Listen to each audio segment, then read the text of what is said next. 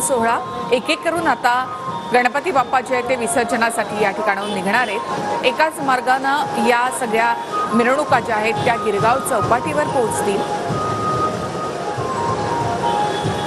मुंबईच्या राज्याची मिरवणूक वाजत गाजत ढोल ताशांच्या गजरामध्ये आता निघाली आहे। लाखो मुंबईकर आज मुंबईच्या रस्त्यांवर असतील।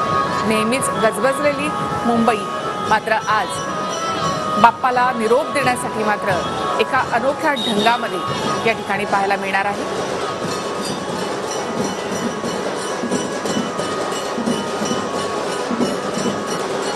वर्षातून एकदाच होणारा हा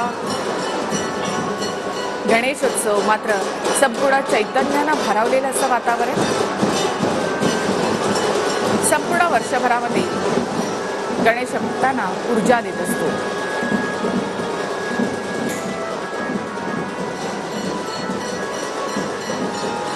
मुंबईच्या कानाकोपऱ्यात सगळ्याच मंडळांकडनं अशाच उंच उंच गणेश मूर्तींची स्थापना केली जाते। विविध रूपांमध्ये गणेश मूर्ती या ठिकाणी पाहायला मिळतात। निसर्गाच्या प्रत्येक रूपामध्ये खरं तर गणपती बाप्पा आपल्याला पाहायला मिळतो आणि त्याची विविध रूपं या गणेशोत्सवामध्ये साकारण्यात आलेली असतात। कुठे